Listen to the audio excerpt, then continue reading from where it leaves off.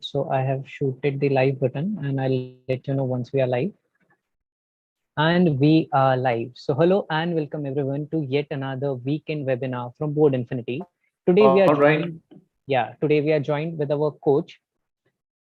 Uh, Today we are joined with our coach Nimit himself to tell you about how to impress your recruiter for a social media interview. Nimit is a person who has various amounts of experience. He has tons and tons of experience, and today he is operating at a very high post. So, Nimit, why don't you tell us about your journey? Let's start with that. Sure. Thanks for that, Ayush. Thanks for Right. having me. Like Ayush already mentioned, guys, my name is Nimit Khanna. I have been in this field of digital marketing for the last 8 years. Um, in the first initial 4 years, I have been working with a lot of organizations in a lot of roles, in a lot of team leader roles, strategy roles, all of that. For the last 4 years, I've been running a digital marketing agency, and I also consult with a lot of small and medium businesses. I also do impart trainings to people. So yeah, that's been a very quick gist of the experience where I come from. Being an agency owner, it helps me work at the most bleeding edge of digital marketing and work with the latest tips, techniques, tools, whatever it is out there, and helps me on getting those results for the clients that I work with. So that was a little bit about me, Ayush. I don't want to bore people with more details about Right, me. right, So right, yeah, we can start with this today's session. right. Go Sure. ahead, buddy. But yeah, I do have two more questions for you on your end only. Because students will be excited to know that what does it like to transition from being an employee to being a director of a digital marketing agency. So if you can tell us about both the sides, like how was it when you were an employee and how is it now when you are an employer? Got it. Got it. That's a very interesting question. Right, All right. So I'll first talk about the first 4 years while I was an employee, the central idea that I had always in mind was to learn. right, Even till date, the central idea that I've always run with is to learn new and new things, to get more exposure to things, to try new things, because that's what digital is all about. Okay. If you want a fixed path, if you want a fixed thing, digital is not the place for you. So that's the first filtering criteria. Now, jobs in digital marketing are, you can say, hectic. So there is right, an entry time, but there is no exit time. So you go on time to an office, but what time will you get off? There is no time for that. In both the scenarios, this was true. right. While I was an employee and at the other time when I am an employer now. So both the times this was true. Okay. Uh, while I was working with a lot of agencies, one good thing was we never had to worry about where the clients are coming from, what's happening. So we were allocated particular roles. So like my role was always into social media or at a strategy level. So the job was to figure out what the client wants, try to deliver it using the resources that we already have inside the organization, Right, and obviously deliver on the targets, deliver on those deliverables for which the organization had closed the client for. Okay. right, Um, Once you switch into an employer mode, once you move into a different mode, then you have to think about a lot of other things. You have to think about where the money is going to come from, where the clients are going to come from. Are we going to deliver them the kind of results that we promised or not? right, Hiring about the team, training of the team, a lot of that stuff. Okay. right, So, though both of these stages have their own challenges, but I feel the second one is much more, it gives you much more exposure. It right, lets you learn more. It gives you more things to do, to try, and all of that. In your job based environment, you have a limited set of things under which you operate. And a lot of right. other things, you're like, oh, that's not my job. I'm not going to do it. So that mindset also is something which I generally don't like. Hence, another reason for transitioning from that section to this. Definitely, I had a very strong learning experience during my job years. So if you, let's say you are a fresher, Hmm. okay, you are someone with no experience of digital as such, you recently completed your course and now you're wondering, what should I do? Okay. Both the options are open to you. You have complete autonomy on starting your own agency or starting as a freelancer or anything like that. And you can definitely do that. The Right. learnings and the journeys are, both of these journeys are really beautiful. However, let's say if you start with a job based journey, let's say you start with an organization, with an agency, and you start working in a particular role, your learning is going to be much more intensive. The Right. reason is you will have pressure, you will have small timelines to deliver a lot of work, and that ways you will understand what is the true need of the market. If you go in directly, so let's say someone who's just out of college, just done the course, and now they're just getting into all of this, maybe, I'm Right. not saying this is just you, but Mhm. maybe you don't have that discipline or that work ethic, that Right. if the timelines have been committed, you have to deliver it in those timelines. Or let's say the clients will scold you at times, even though it's their fault. They will scold you, so you need to have that maturity to not reply back to them, because then you may end up spoiling the relationship as well, right? Right. So having those things in mind and having that maturity, it only comes once you work. Right. Learning the skill, not a rocket science. It will happen with you over a period of time. Definitely in any of those journeys. But having these softer skills, having this understanding of the market and dealing with people, this is something that takes a little bit of maturity. And if you go through the job cycle and through the job route, you understand the kind of competition, you understand a lot of processes, you understand agency structures or organizational structures and how things move. Okay. Right. And once you've been there, then you can also come up with your own thought process that, okay, I worked at this organization. Hmm. Here are the five things I liked, and here are the three things I did not like. So when I do something of my own, I will not do those three things. I will do only those five things that I like. Right. That is also Right. so yeah, Ayush. I mean, that's. I hope you get a sense, and the audience gets a Absolutely. sense Right. what it is like in both the scenarios. Right. Right. I'd like to just sum it up with the, very popular line from Spider-Man that with great power comes great responsibility. So yeah, True. your enjoyment is going to increase. Your stake is also going to increase at the same time. Amazing. So moving on to the focus of this webinar, that is Yeah. social media. So now we have the geo boom, we have the internet boom. There are many people on the internet.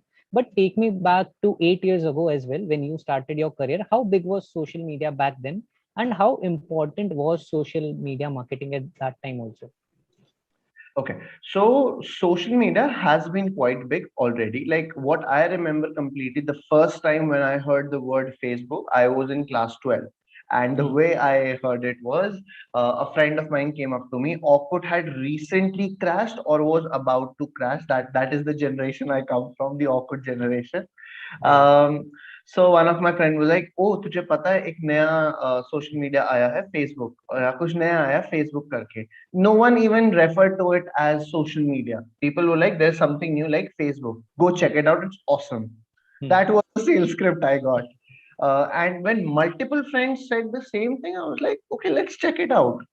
I Right. created an account, I think so, back in 2010-ish. That's Hmm. 2009 or 10-ish. That's when I created the account. But I could not understand Facebook altogether for the next 2 or 3 years. All right. While I was in college, so the use of Facebook for me just was because I come from a banking family. So my father transferred a lot. All So right. we've lived in various places all through my life. So the use of Facebook was find all the old friends. Hmm. Every place wherever I ever was, I will go and find all of my old friends. Finding Right. friends, playing games on Facebook. Those were the central things that we Right. used to do. Chatting with people on that message, having that one written on the message every time you open up Facebook was a huge thrill. Oh wow, I've received a Facebook message. Oh wow, this is so Right. wonderful. That is how it was. What is the business impact of it at that time? As a person, I had no idea of that universe or what's happening. And I didn't think so even Facebook launched its pages anywhere sooner than 2013. I think so that's the time frame where the Facebook pages really came in. Right. The second thing that there was close to business was Facebook groups. Hmm. Though we used to hear during college and our school days that people are making money from Google, the people are making money from Facebook. That's all we used to hear, and it used to sound so fantastic, that okay, people are making money. What are they doing? How are they making money? We had no idea about it. So this was also one of the reasons that I took a digital marketing course. This is sometime in 2014. I completed my college. I was very sure I was not going to do a job. So I'm like, okay, I'll take a course in digital marketing. Let's try to understand that. And it is during the course I actually understood the power of digital and Hmm. how other brands and businesses had been utilizing digital. Right. So display ad was something that was used a lot during 2007 to 2014. This time frame. Display ads, Google banner ads, media buying, all of that stuff was very, very huge. With social media coming in place, Facebook ads I started running somewhere again in 2014. We ran an affiliate marketing store. It was for heels, women heels. Right. That is the kind of store I was running. And yeah, I learned for the very first time what is a CPC, how do you actually design a Facebook ad. Very apprehensive of putting money on a platform like this or attaching a credit card, like, oh, they will steal my money, stuff like I'm Right. really giving an unfiltered version of what was there. And it was not just with me, it was with everyone. Hmm. Putting your credit card online was such a huge thing back Right. in 2014. Now we all have Amazon Primes and we all have Netflix, and just swiping out our card and pushing it out there, it's so easy Right. because we all have this at the back of our head. It's all safe. The money is not going anywhere. But back then, it wasn't. That wasn't the thought process. So yeah, that took a lot of effort. Many people didn't even cash on in that opportunity because of that fear. Right. So the people who overcame that did this in that beautiful format. So from 2014 actually or 2012, I would say these things really started booming. The Right. user base on Facebook really started booming right after that because India then got involved. On a global scale on Facebook, India got involved and Indian users were growing a lot. Right. Database started becoming much more precise on Facebook, and the overall advertising became much better. Okay, though what while even till like 2015, 16ish, while I was in my jobs, for several national level brands, we were running Facebook ads and stuff like that. The maximum these brand owners would even let us do was run a page like campaign or a Right. post campaign. That was the extent of it. In order to convince them to run a video view ad, we had to design complete presentations of what is a video view ad, what is the impact of a video view ad, Right. how much money we are requiring for it, and all a lot of explanation. It was like a Hmm. sales script we had to do with them, and we Right. would fail miserably even afterwards. Hmm.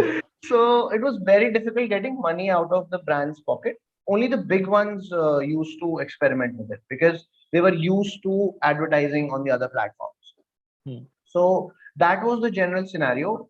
Agencies would charge really high for just the communication part, just the design and the strategy part. There was nothing called as a performance-based marketing. This Hmm. word did not even exist back then. There Right. were certain agencies like iProspect or Dentsu network that were still doing it, but then they were only doing it with a very high budget clients. Right. Okay, so that was the scenario, what I'm giving you till 2016. Hmm. 2016 is when a lot of performance marketing boom started happening. Facebook's data became really precise. You could start getting sales using conversion ads. Okay, 2017-18 dropshipping picked up as a global thing. So that's Right. and a lot of marketers have cashed in Facebook. Facebook was like their cash cow, right? Because the targeting became really amazing. The AI at the back end became really strong. A lot of that Right. experimentation and learning phase of Facebook was gone. So yeah, that's where a lot of stuff started happening. This is at the paid front. At the organic front, what mostly social media was used for to design amazing campaigns. Hmm. Campaigns that would engage people, campaigns that would make things memorable for people. Okay. Right. The meme culture started coming up. It was early days for meme culture, but yeah, Right. 17, 18 is when meme culture really picked up because that's when Instagram also picked up a lot. Right. So this is to give you a sense of where we have been coming from, what has been the Hmm. journey of social media as well. Obviously, I can talk a lot about it, but then this is just to Hmm. give you a quick gist on the things that are Right. there. Right. Amazing, Namit. That was a great overview of the social media scenario in India. So now moving on to the next part, we have someone who is wanting to start his career in digital marketing, especially in the social media phase, or what should I say, social media focus, with the focus on social media. So what should a person do to ace the interviews in the social media domain? Okay. There are two ways I can answer this. One would be my specific way, the way I would really want to do, and the other is what the student wants to hear. Okay. Right. Let's hear both. Students want, yeah, so I'll go both of them. Students generally want to hear, sir, give us 15 or 20 questions that the interviewer may ask, and Right. we remember those answers to those questions, and we're good to go. Okay. Right. Generally, in real life, this will never happen. The chances Right. of this happening is only if you basically know the interviewer directly. Only then will you figure out what are the questions being asked for you. There are Right. general questions, yes, that are asked. But my answer, whenever anyone asks me this question, my first answer is you don't go to give an interview. You, sorry, the interviewer does not take your interview. You go and give your interview. Okay. Right.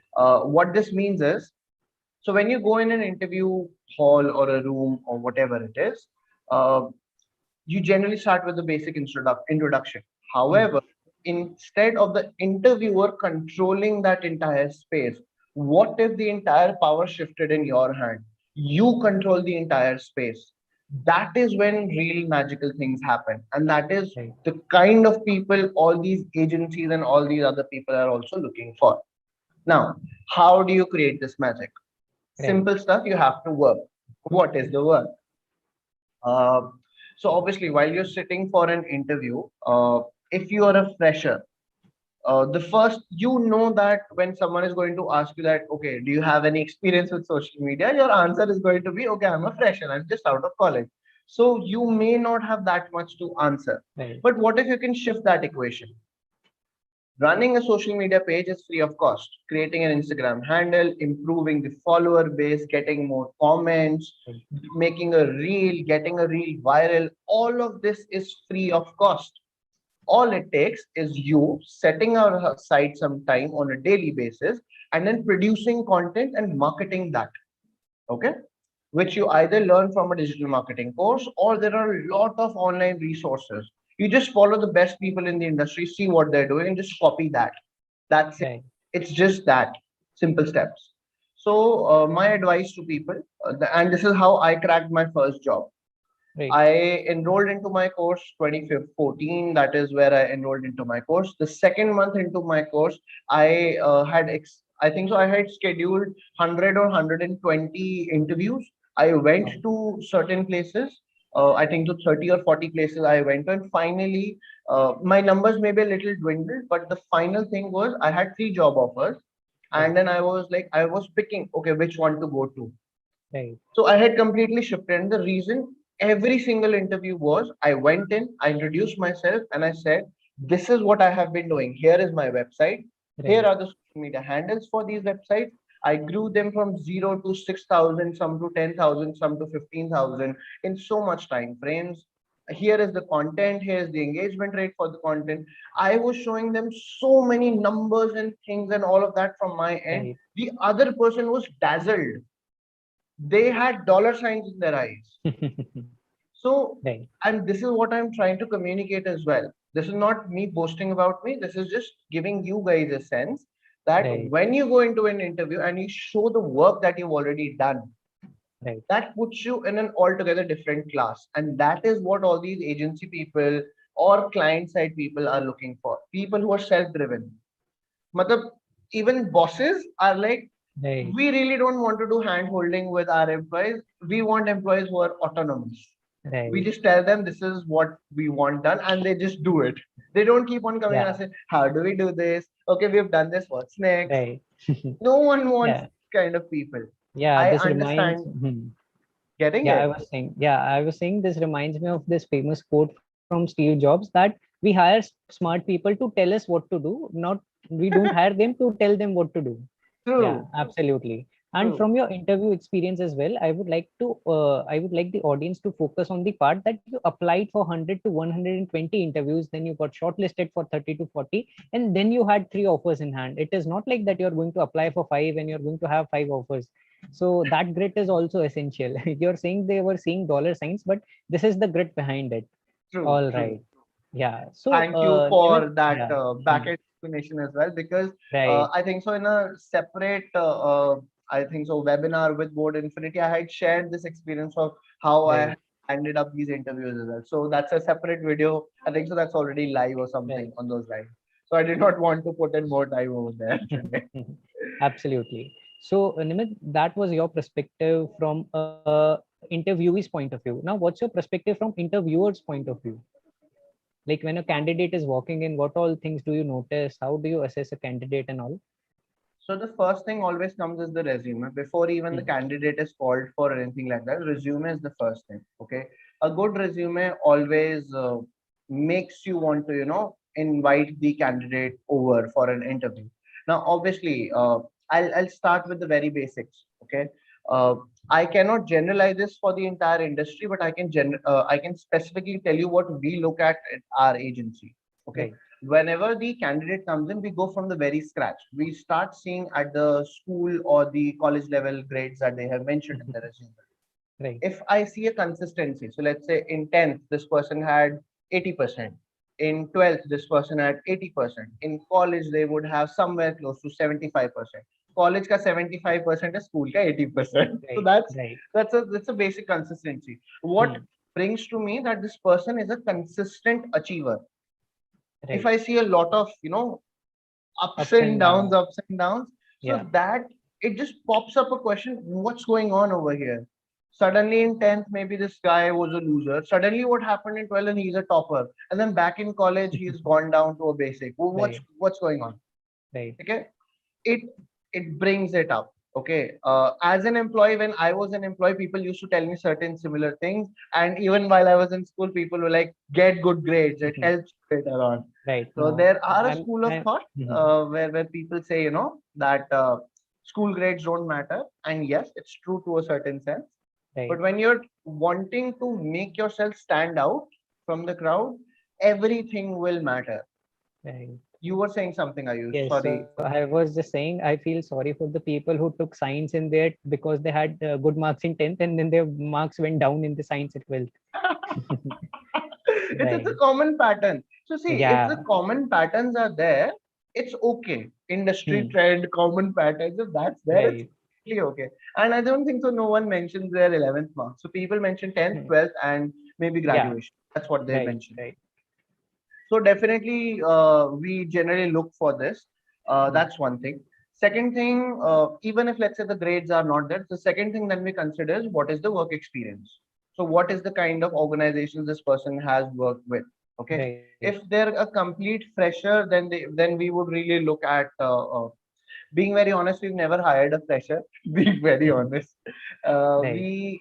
we generally have taken in some interns who were freshers, uh, and then on the basis of their learning and on the basis of the people skills with the other Hmm. people in the office, we have Right. given them raises, and then they've become permanent employees with higher Right. salaries. Happens in a 3 or 4 months time frame. So that is a very much possibility. But just going out there and hiring freshers directly, generally we have Right. not done this because agency is a very fast paced environment, and many people don't looking at the size of our agency, we do not have that kind of bandwidth to literally sit them down and train. So we were Right. looking for people who were a little bit trained so that we don't have to do complete hand holding, that we have to Hmm. teach them how to even make a Facebook page or how to make a basic Facebook ad. We do not Right. want to do that kind of stuff. So just an organizational decision, okay, is Hmm. not true for that all the freshers will be treated in this way. Right. So don't worry about it.